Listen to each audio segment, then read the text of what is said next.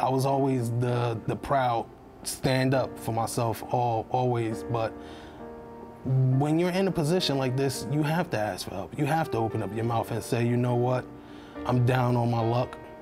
Can you please help me? And when I admitted to myself that I did need help, I started going out looking for resources that can actually help me. And that's how we found IHN.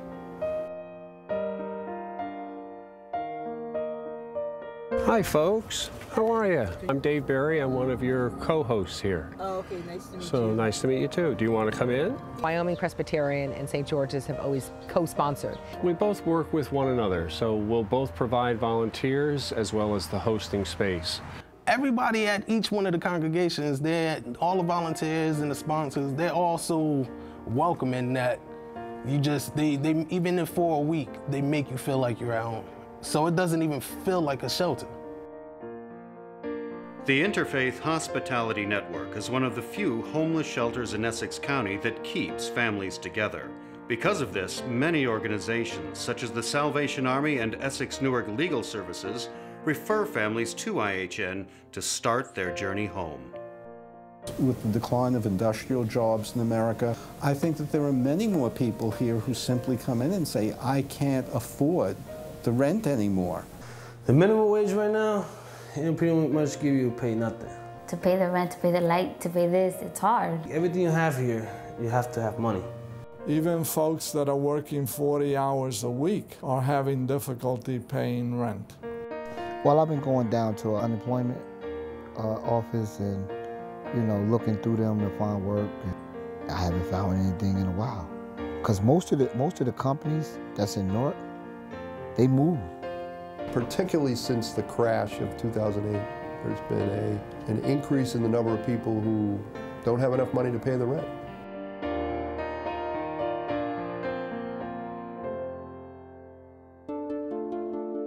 Well, everything was fine when I was working.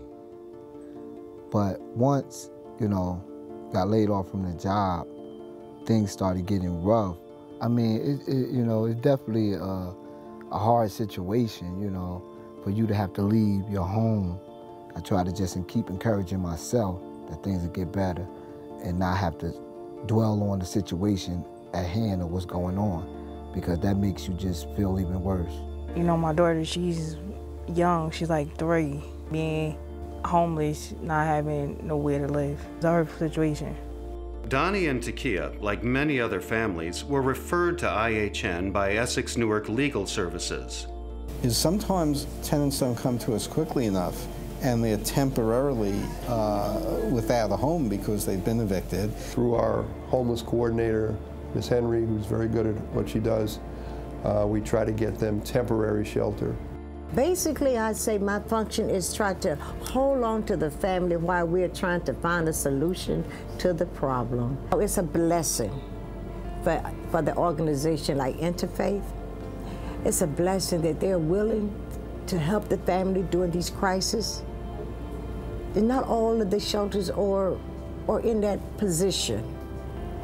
And my biggest job is when I go home at night, to know that I left a family in a safe environment and not on the street.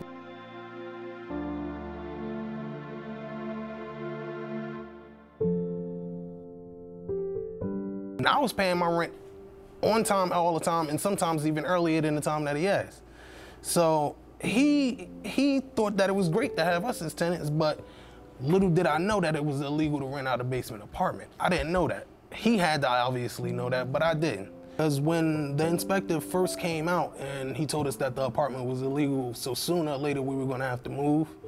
And when it came down to it and it was the day before we had to move out, I'm starting to call family members, like, can we stay here for just a little bit amount of time till I get on my feet? And I love my family, but you always get this, I'm here if you need me. If you need anything, call. But when you actually call, it's like, they're probably saying to myself, I ain't really actually tell you literally call me if you need help.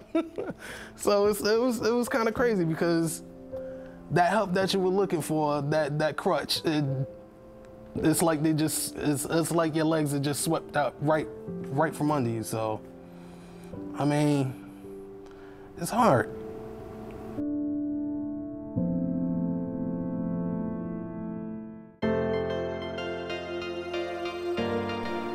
This is the first time our congregation is serving as a host for IHN. I'm very proud that this congregation is getting involved. We'll be providing companionship in the evenings, recreation. We'll be preparing meals for dinner and breakfast as well. We'll be having volunteers staying over. They'll have their rooms, their beds, their private space as well. You know, we give them some type of normalcy in the abnormal time that they're facing. Any kind of volunteer work or any kind of mitzvah that we do benefits us as much as the people that we do it for. It's not just a shelter program. I mean, that they're really working with the families, one, to kind of do case management, to get them on their feet. They now have some transitional housing. So I like the fact that IHN recognizes what the need is, that it's not just let's house the families, you know, from week to week and then they go into an apartment and we never talk to them again. I like the continuing involvement. It's good that that IHN has responded as they've seen the needs, which is great. I actually meet with my case manager 4 or 5 times a week. I'm always in and out of the office, and she tells me all the time, you're going to be able to get employment really soon. We're going to get you and your family into a house pretty soon. With that motivation that she gives me, I know that everything's going to be okay. Saving the family and then helping them get into permanent, safe housing. That's the beauty of Interfaith hospitality. IHN continues to help the families even after they have left the program. The program IHN keeps helping us, and that's why we're really happy and really thankful for what they did for us. Sid was always back and forth, taking us, picking us up. Our case manager, I thank her so much, you know, because she have helped us a lot and everything back and forth. She never gave up on us. She's still here, trying to help us out. But things got even better because I get a better job. So now I work in Journal Square. You know, I got this place, they found us this place. You just gotta make sure to appreciate what they give for you. You know, the time they give you, the opportunities they give you, don't lose it, don't let them go. Appreciate them, grab them, and do something about it. You know, because they don't come every day. There's a lot of people out there that don't have shelter, they don't have space, and we had the opportunity to be there. And I have to say thank you so much. We have got to get together as people and understand the need of people, basic needs. Listen, I was homeless. I've been there. I know the feeling of not when your baby say, I need to go to the bathroom, or I'm hungry, or where we going to sleep tonight.